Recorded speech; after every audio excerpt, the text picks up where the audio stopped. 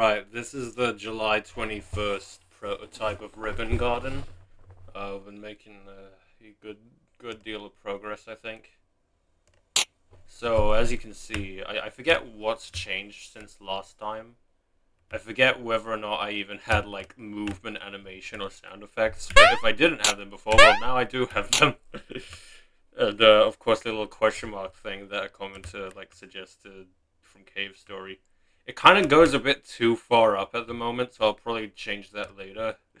But yeah, so as you may have noticed over here on this box over here is this little guy who's an enemy sprite I've basically made.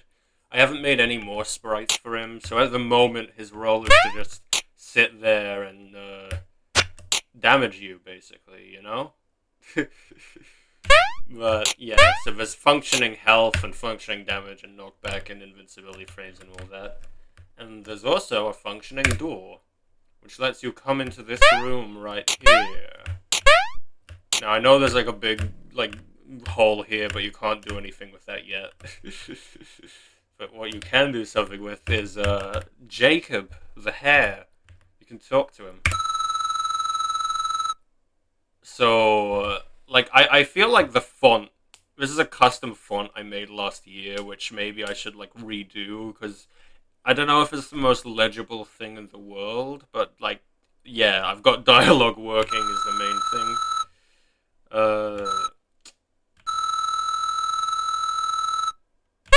So, yeah.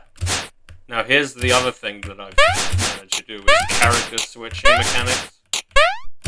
With hitting the spacebar, you can switch between Tom the Skunk and Jacob the Hare. And at the moment, the only real gameplay difference between either of them is that Jacob is a bit faster and jumpier and stuff. When I add weapons and stuff into the game, I'm gonna make it so that Tom is a bit of a heavy hitter, while Jacob is the fastest sort of like light damage sort of guy. Yeah. The other mechanic I've been working on, which I can show now that Jacob is here and queer, is this little heart over here in the HUD that you can see down there. Keep an eye on that when I take damage as Jacob. You can see that it moved a bit into the black. So the basic idea of this is that when you take damage as Jacob, the red line moves into the black part of a heart. And when you take damage as Tom, it moves towards the white part. And my basic idea is this is going to be the equivalent to the EXP system in Cave Story, where basically if the cursor is in the black part, Tom's attacks are powered up and Jacob's attacks are weaker. And if it's in the white part, vice versa. Jacob is stronger and Tom is weaker. And if it's in the gray area, they're both like level 2 attacks, basically. So, you know, just a little thing to encourage like switching between them during gameplay and stuff.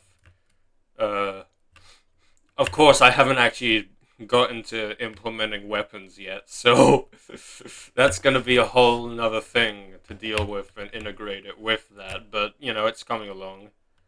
So, the other thing I want to show is running out of health, which produces a game over thing, which needs some work. It's kind of a placeholder thing. And yeah, when you reload, it doesn't actually reset the character switch thing. At least not yet. Well, it kind of does. It's a little bit buggy. But I'm not really going to have to worry about that in the actual game, because I'm just going to address that stuff when I get around to actually implementing saving and loading. And to do that, I want to implement a main menu. And before I even do that, I want to implement weapons and collecting stuff and, like, setting off plot advancement flags. So, yeah. That's basically all that's in the game for the time being, but yeah, so this week I'm gonna be focusing on adding at least a few basic weapons for both characters, so yeah.